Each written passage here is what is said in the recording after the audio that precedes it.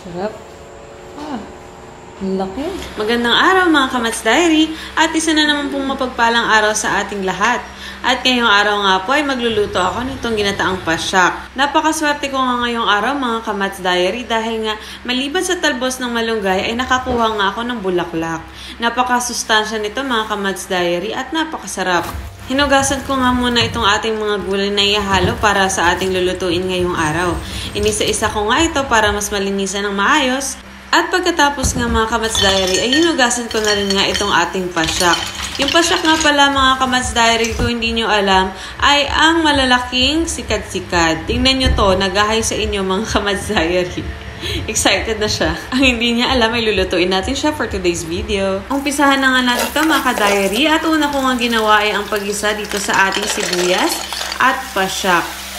Sumunod nga ay hinalo ko lang ito kasama ng sitaw at ng ating siling haba. Medyo mahirap nga lang siyang haluin mga ka-diary dahil nga malalaki yung ating shells.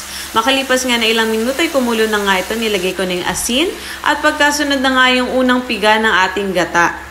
Sa pagluluto pala nito mga ka-diary ay uunahin natin yung unang piga ng gata at pag kumulo na nga yan ay ilalagay natin yung pangalawang piga ng gata. Pinakulo lang natin yan mga ka-diary at bago nga natin hinalo itong ating malunggay. Napakasarap nito. Tingnan nyo naman kung gaano karaming bulaklak ang aking napitas kanina. Pinakulo lang natin yan ng ilang minuto mga ka-diary at hindi pa pala natin to pwedeng pakuluan ng masyadong matagal dahil nga ma-overcook at mahirapan na tayo magtanggal ng pasyak sa kanyang shells. Kaya ito luto na nga mga ka-diary at sasandok na nga tayo dahil gutom na ako at gusto ko ng tsumibog. Kaya kayo rin dyan, sabayan nyo ako mga ka-diary. Sandok na rin kayo ng inyong kanin at sabay-sabay na nga tayong kumain. Grabe! Mapaparami na naman ang kanin natin ngayong araw at masisira na naman ang ating mga diet. Kainin na! Sarap. Ah, laki. Sarap.